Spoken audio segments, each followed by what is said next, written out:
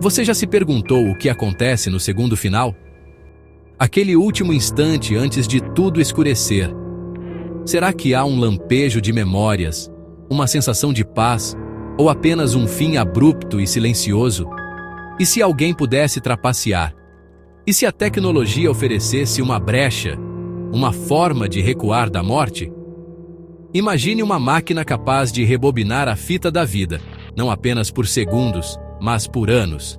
Esta não é uma história sobre milagres, mas sobre Alan Riker, um homem que teve essa escolha. Ele achou que estava enganando a morte, mas estava assinando um contrato com algo muito mais aterrorizante.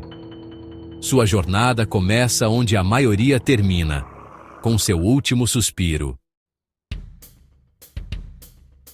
O projeto Retorno nasceu de uma pergunta: e se a morte fosse apenas um erro de dados, corrigível? Escondidos no deserto de Nevada, cientistas tentavam capturar a consciência humana no auge, criando uma âncora temporal. No momento da morte, uma explosão de energia puxaria a mente de volta para um corpo clonado, revertendo o fim. Não era ressurreição, mas um reboot supremo. Os riscos eram imensos, mas a promessa de derrotar a morte era irresistível. Eles estavam prontos para fazer história. Alan Riker, ex-soldado das Forças Especiais, era o candidato perfeito. Diagnosticado com uma doença terminal, ele aceitou o projeto Retorno não por imortalidade, mas por uma última luta. Sua âncora seria definida 11 anos antes, em seu auge físico. O plano morrer em 2087, ser puxado de volta para um novo corpo saudável. Para Alan, era a aposta suprema. Ele não fazia isso pela humanidade, mas para vencer a doença e escolher seu próprio destino. Estava pronto para ir até o fim. O dia do experimento chegou. Alan, fraco e à beira da morte, deitou-se na câmara. A contagem regressiva começou. 10, 9, 8. Ele pensou no passado, pronto para voltar. 1. Frio absoluto. Os monitores zeraram. Alan estava clinicamente morto. A máquina foi ativada, liberando energia colossal para abrir o buraco temporal. Mas algo deu errado. Os campos de contenção falharam. Alarmes soaram. Em vez de ser puxado de volta, Alan foi lançado violentamente pelo tempo. Fragmentos de sua vida passaram diante de seus olhos, o universo tentando rejeitá-lo.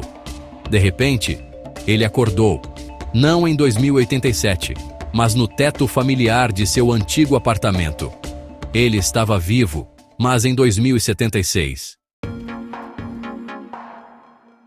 Alan acordou em seu corpo jovem, 11 anos no passado. O experimento não só funcionou, como o enviou de volta no tempo. Tentou contatar o projeto Retorno, mas nada existia ainda. Sem identidade, sem registros, era um fantasma em sua própria vida. Procurou seu eu mais jovem, mas o universo parecia impedir o encontro. Amigos e colegas não o reconheciam. Era um estranho com rosto familiar. Alan era um paradoxo, um erro na realidade. O mundo começava a esquecê-lo. Pequenos sinais surgiram, fotos mudavam, arquivos sumiam.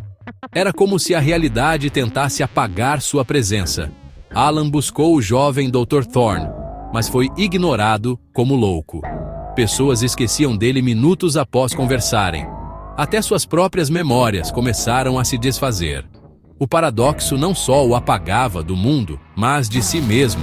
Ele lutava para lembrar quem era, mas a realidade de 2076 o consumia.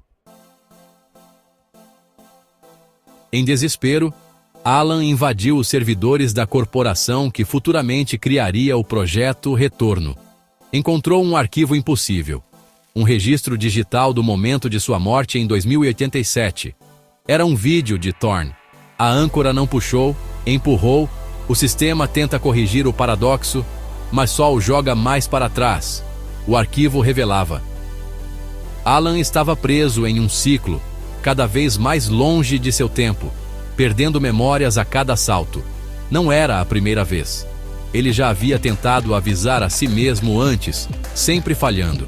Cada salto o deixava mais fragmentado, mais esquecido. Ele era um eco, preso em um loop de retornos cada vez mais distantes. Reconhecer o ciclo acelerou o colapso. O mundo ao redor de Alan começou a se desfazer. Cores distorciam, objetos tremulavam. Ele vivia múltiplas linhas do tempo ao mesmo tempo. Memórias de tentativas passadas surgindo como ecos. Seu corpo começou a se fragmentar, dissolvendo-se em partículas de luz. Restava-lhe um último momento antes do próximo salto. Precisava deixar uma mensagem para si mesmo. Algo simples e impossível de ignorar. Era sua única chance de quebrar o ciclo. Com o corpo se desfazendo, Alan digitou uma mensagem urgente em seu data slate. Não havia tempo para explicações. Precisava de um comando direto. Usou seu próprio aniversário como senha e programou o envio para todos os dispositivos Alan Riker em todas as linhas do tempo. A mensagem era curta, em português, para burlar o paradoxo "não morra de novo". Era um aviso, um pedido, uma ordem. Ao enviar, o mundo explodiu em luz. Alan foi apagado, mas a mensagem viajou com ele, pronta para tentar quebrar o ciclo. E você? Se estivesse diante do fim, aceitaria voltar ou escolheria a paz silenciosa do abismo?